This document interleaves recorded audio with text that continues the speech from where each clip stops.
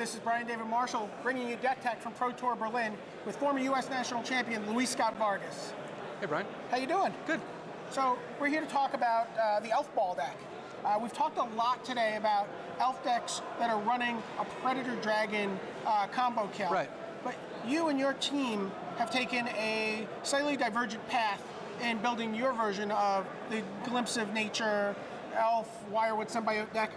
Tell us how your deck is different and why you chose to build this deck this way.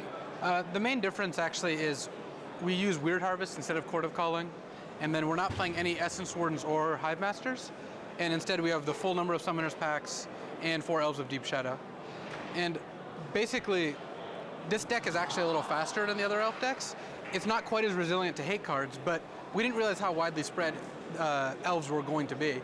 Although this version, I think, is better in the mirror, although I did lose 2 mirrors, so maybe not. But in theory, it's better because it is a little bit faster. Well, it seems to me like Essence Warden and Hive Master is probably a little bit of a problem for you, right? Actually, no. We can kill through an Essence Warden and a Hive Master together because our kill is a Grapeshot. So if they've got an Essence Warden and a Hive Master, every elf we play when we're going off, they gain a life. Well, actually 2 lives because one from the insect, one from the elf.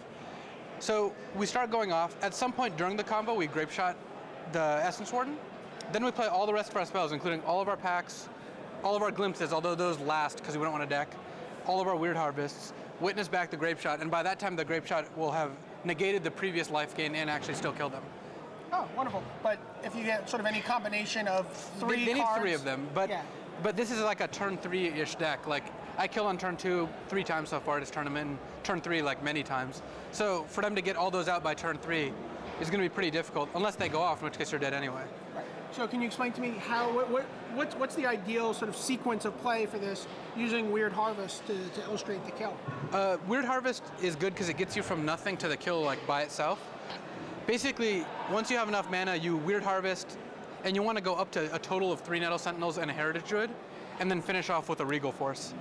So if you even just have a couple lands and a couple like random bad elves, like Visionary's perfect because no one wants to kill him, you can Weird Harvest for something like 4, getting 2 Nettle Sentinels and let's say a Heritage Druid and a Regal Force, and that's going to give you enough to Regal Force and then go off. And your opponent gets to put cards in creature cards in their hand also. Right. But you don't really care about that. Yeah, actually only once in the tournament have I Weird Harvest and passed the turn, and I actually still won that game. It was actually against Doran, and he got 2 Tidehollow Scullers, but he only had the mana to play 1, and Weird Harvest was big enough that I could still beat him on the following turn. So, what's the design process in terms of building a deck like this? Like you guys were part of this super team, pretty legendary group of players. How do you guys decide this is the deck and this is the avenue we want to build? I mean, the core of the deck is Nettle Sentinel, Heritage Druid, Birchlore Rangers, and then Glimpse of Nature. Because, you know, I'm sure everyone's familiar with the engine by now since the deck is all over the place. Basically, you start with that core, and it's pretty obvious that it's broken. It can win as early as turn 2, and it doesn't need very much to win. And then we chose to go the route of playing Summoner's Pacts and Weird Harvest, which are pretty clearly only for comboing. Like, it's pretty hard to use Weird Harvest in any sort of other way. Whereas Court of Calling is a card you actually can use in a game where you're not comboing, just getting like a good guy out. So we chose to go a lot faster combo route.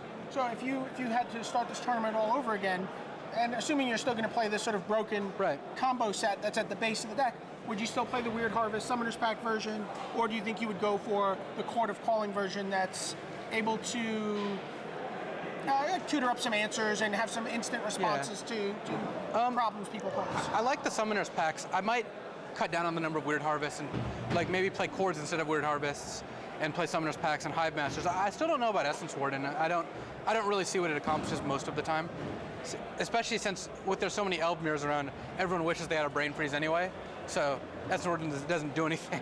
So do you see a version where you switch from Grapeshot to Brain Freeze? It would have to depend on the metagame. If there's going to be as much Elves as there were at this PT, yes. We chose Grapeshot because we thought the situations where it would win instead of Brain Freeze were more like, and it's also more useful just to draw it and cast it for like 4. I actually killed a Fairies player by going Heritage Druid, Birchlore Rangers, another Elf, Grapeshot you for 4. And you can't do that with Brain Freeze. It doesn't do anything unless it kills them. Right. It also randomly loses to Academy Runes. So because they just start putting the artifacts on top. Right. Okay. Well, and would you advocate what would you advocate going forward to the next PTQ season that starts for Extended? Would you advocate playing Elves, or would you advocate playing something that can beat Elves?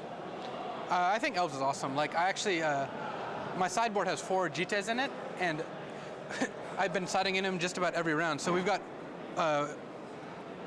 4 Jittes and a Mycoloth, which looks pretty odd, but basically with this guy, you just cast him against like another like a Zoo deck or a Doran deck, sack like 2 guys, and then they lose to him by themselves.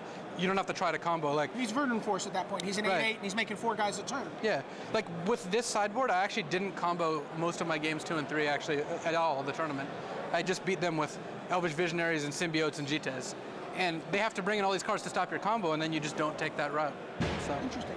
I also noticed you had the Pendelhaven. Pendelhaven's been really, really good. We actually have a second one in the sideboard because some matchups you want more land, and Pendelhaven's your best land by far. I've definitely seen you attacking with like 2 or 3 guys and like activating your Pendelhaven in multiple matchups. Yeah, I actually killed my opponent by attacking almost more than comboing in this tournament. So. How good was this card, the Nullmage Shepherd? The matchup where it would have been best in against Tezzeret, I actually didn't draw it, but it was actually good one of the games, and I don't know if I'd play it again, but it certainly is a powerful card. So, and we wanted something you could tutor up with your packs to kill enchantments. I also noticed you have a suite of 6 black lands, and you have the Elves of Deep Shadow. I assume that's just for the Thoughtseizes. Gilt-Leaf Palaces are actually just free in the deck. There's no besides Blood Moon, there's actually no disadvantage to playing them. And Elves of Deep Shadow are a more useful 1-drop elf than Essence Warden, I think. You can cast Elvish Visionary with them, and after sideboard your Jitte or Mycoloth. So. And when do you bring the Thoughtseizes in for? They're primarily for the mirror and like combo, like Swans or Teps. So basically any deck that could be faster than you bring in Thoughtseizes. Okay, well great. Thanks a lot for your time. Yeah, no problem. Good luck posting a strong finish to the last round of this tournament. And this is Brian Dever Marshall signing off from Pro Tour Berlin with Luis Scott-Vargas and a swarm full of elves.